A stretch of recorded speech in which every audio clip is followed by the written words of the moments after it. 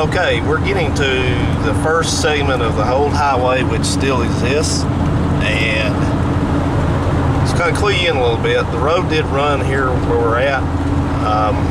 It followed this path. I have to go let this guy out here, I think. And but somewhere in this cut, which has been lowered down right here, it would crossed over the highway, crossed to the left, and right about where that ridge is, you see right there on the left where those poles are going over, they cut that down. There's actually a section of the old road which is impassable in there at the top right there, and it curved around and came down to the left side right here, followed along. It's still in there. It's very grown up, and there's still just a remnant left here, which we're gonna hopefully be able to drive in there and get video of. There's a trailer that's sitting on this, and this may be private property. I hope it's not, but it's a good thing I got a four-wheel drive, huh?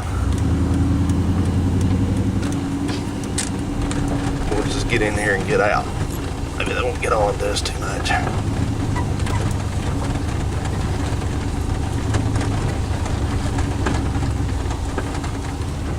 All right, here it is. Here's a totally abandoned section of the old 241. Here it's been totally obliterated. Just can't see any of it, but you see the old macadam there.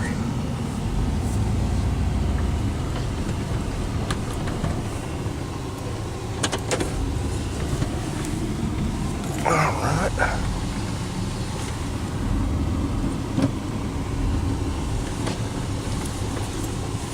Okay, so give you your bearings. In the distance down there, you'll see there's a building with a red top on it. Barely see that. We're going to take a turn by that building on the next segment, and the road just went pretty much straight across the current alignment there, and you'll see where it goes from there.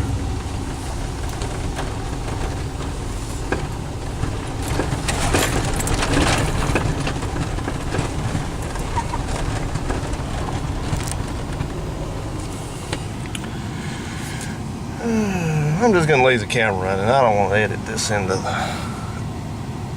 next part just for that short of a drive. So you can see here, you can see that they cut part of this road down for sure. I guess when people were building houses, they didn't want the remnants of pavement across their yard there.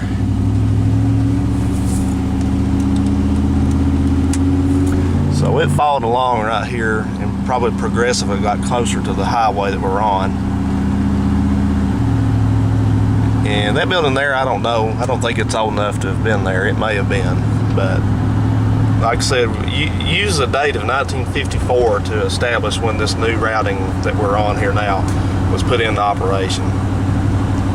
Okay, so we saw the first segment, and now we're going to turn on to another remaining segment of old 241, which actually is still in use as a local road here.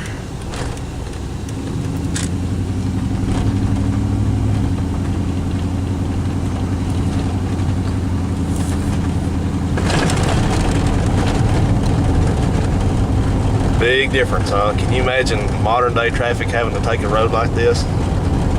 All of the traffic? No way, huh?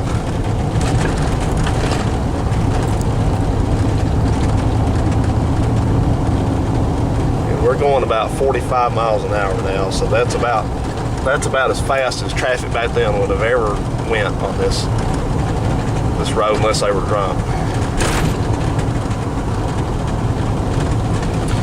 They wouldn't have wanted to be drunk and drive on this road, because they could have had a smash up.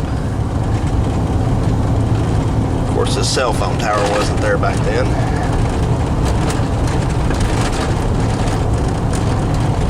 Alright, we're meeting some oncoming traffic here, so we'll need to be sure to get over on our side of the road.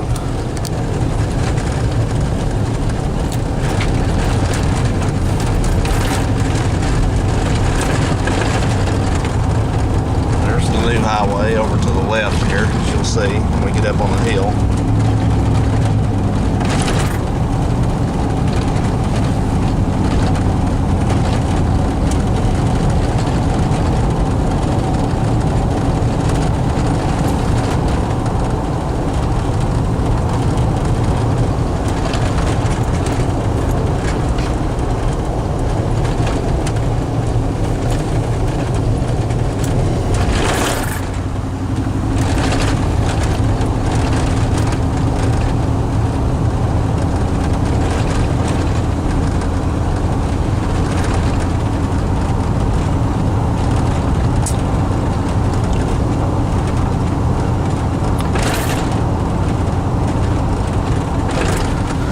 Alright, well, it wasn't easy to figure out what we're going to see here next until I looked at the old maps, and the road is going to run back into the current alignment here, and it's going to follow it for a short distance.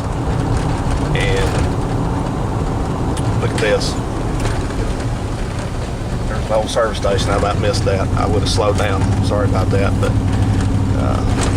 so it went straight ahead right here and just kind of slightly bore back into the right to follow the current alignment. I'm just going to leave the camera running. I'll probably have to make this video into a few different sections. If you've ever heard of Guntersville Dam, there's the way you go to it from 431.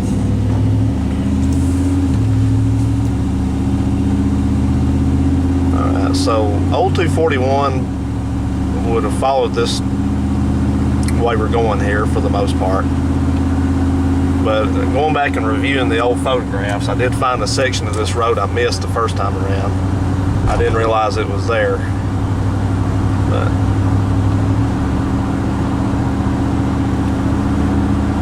beautiful day today. I'll go home and tinker today after I get home and get in my work clothes, but I've just taken it easy today. I haven't done much of anything yet. It's kind of uncharacteristic for me, but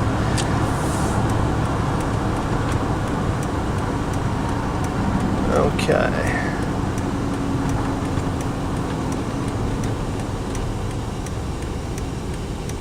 Now the old highway, the old 2-lane, ended up over on this side of the current highway. This is part of it right here. I'd missed this at first.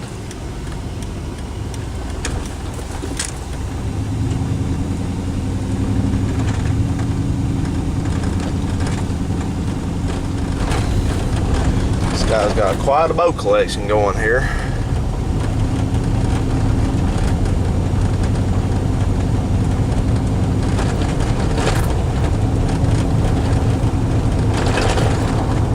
I guess I should have turned the other direction and went down here, but I didn't think about it. See, there's a pole planted in the middle of the road.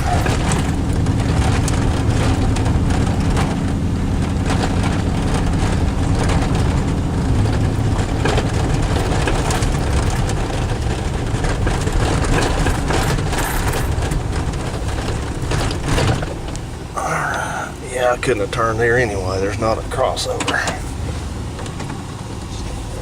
Here.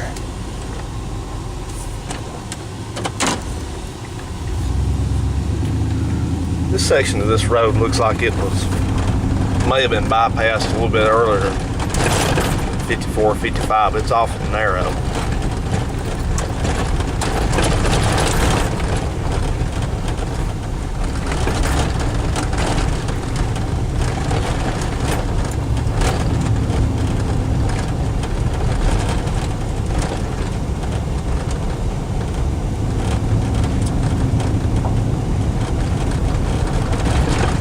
Here where these signs are, there was an old store building here for years and years, and it just slowly collapsed over time. I guess whoever owned it must have been one of those people that decides it's easier to just let something fall down and collapse and expend any effort.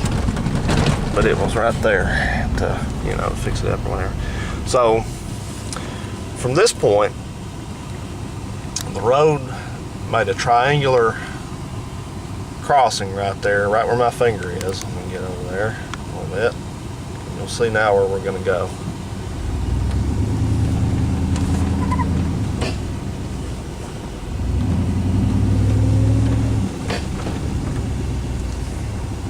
There used to be a school up there called Hebron, like in the Bible.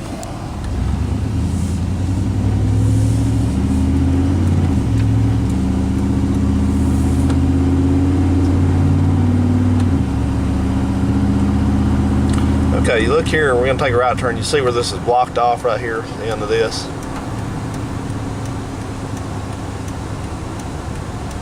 Well, that's part of the old highway here.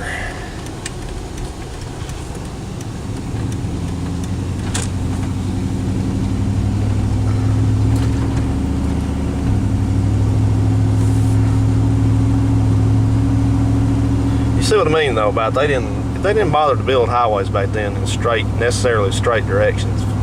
If there was any, I guess if there was any kind of obstacle they have to go around, they just avoided it.